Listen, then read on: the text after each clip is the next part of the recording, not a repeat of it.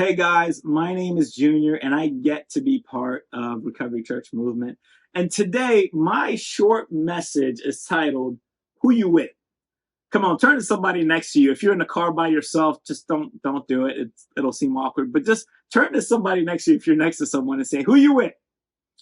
Because see, here's what I realized in life is that who you're with matters. See, in recovery, they say people, places, and things, right? You need to shift people, places, and things. Because what I realized was this: when I was getting in trouble, when I was getting drunk, when I was living the wrong way, most of the people in my life were doing the very same thing. So it actually seemed normal to me. Like people drinking and using drugs every day was actually normal. Why? Because that's what I surrounded myself with. And the funny thing was, most of them had a lot of drama in their lives. And guess what? Because of their drama, I started to have a lot of drama in my life. Can anybody relate that you're around people who chaos follows them and all of a sudden you find yourself always in chaotic situations? Well, here's the thing: who you do life with actually matters. Because when I used to live that way and I used to be around those people, love them, still great people, but chaos followed them and chaos followed me too. But today, God has surrounded me with people from my church, people in recovery. And I just want to let you know the favor that they have on their lives tends to trickle over onto my life. I'll give you an example. I was with Pastor Phil the other day, and we were going up to Minnesota to go speak.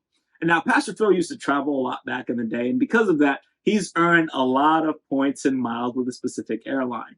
And so he booked my ticket. And it was amazing because I got to the airport, and typically I get on the plane last or whatever the case may be. I'm in the last group.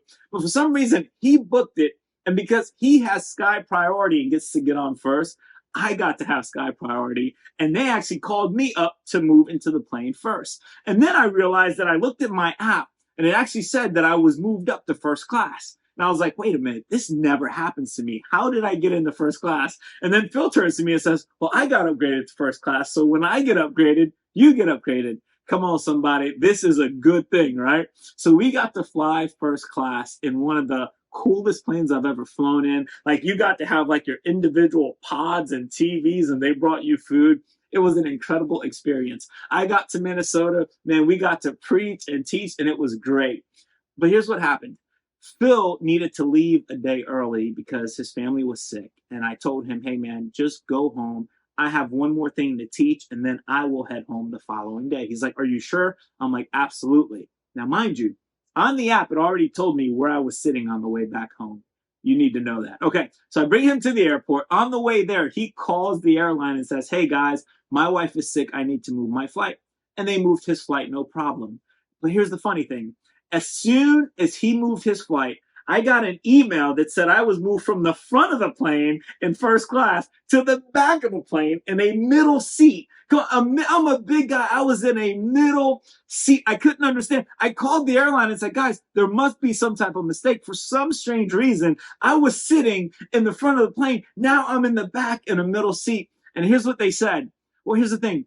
The person that you were connected to got disconnected from you. And when you get disconnected from the person, you lose the favor. Come on, somebody. When you get disconnected from the person, you lose the favor. When you read in the Bible, John chapter 15, Jesus says, I am the grapevine and my Father is the gardener. And if you remain in me and I in you, you will produce good fruit. See, when you stay connected to the Father, when you stay connected to Jesus, his favor is all upon you. So therefore, when we are heirs with Christ, what belongs to God belongs to us. So when you know Jesus and you have a relationship with him, you get the same favor that he does. So my hope for you today is that you wouldn't just surround yourself with God and get into God's word and stay close to Jesus, but that you would surround yourself with people who are doing things in life that you want to accomplish, that are doing things that love God,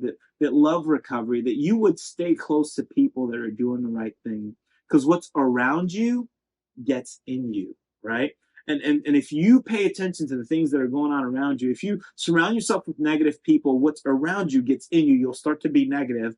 But if you surround yourself with the right people, their favor will trickle onto you. So my hope for you today is that you will evaluate your people, places, and things, knowing that what's around you gets in you, and you would choose better environments and better people so that you can experience more favor in your life. Hey, this is my high five at 420. And my name is Junior.